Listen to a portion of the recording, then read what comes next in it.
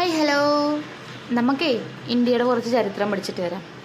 ആടോ, ഞാനിന്ന് പോയിക്കൊണ്ടിരിക്കുന്നത് ഒരു കുട്ടി താജ്മഹൽ എന്നറിയപ്പെടുന്ന സ്ഥലത്തേക്കാണ് കേട്ടോ.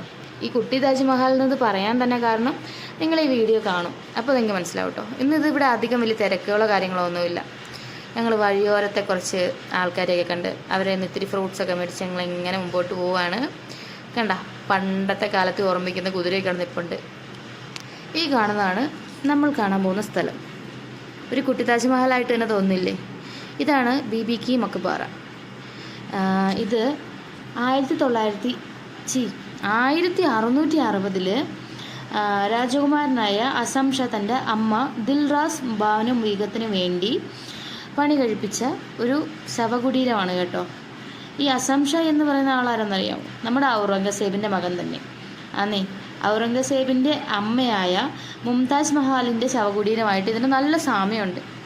ഏത് സൈഡിൽ നിന്ന് നോക്കിയാലും നമ്മുടെ താജ്മഹാലിൻ്റെ ഒരു കുട്ടി വേഷം പോലെ തോന്നും ഇത്.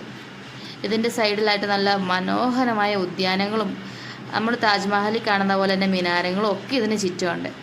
കാണാൻ തന്നെ നല്ല അടിപൊളിയാണ് കേട്ടോ. നല്ല പീസ്ഫുള്ളായ ഒരു സ്ഥലമാണ്. വലിയ തിരക്കോ കാര്യങ്ങളോ ഒന്നും ഉണ്ടായിരുന്നില്ല കേട്ടോ. ഉദ്യാനമൊക്കെ ആണെങ്കിലും നമുക്ക് എത്ര ടൈം വേണമെങ്കിലും നമുക്കവിടെ സ്പെൻഡ് ചെയ്യാൻ പറ്റും. ഇതേ നമ്മുടെ ഡെസ്റ്റിനേഷൻ നമ്പർ 2 ആണ്. ഫസ്റ്റ് കാണാത്തവരൊന്ന് പോയി കണ്ടു നോക്കണേ.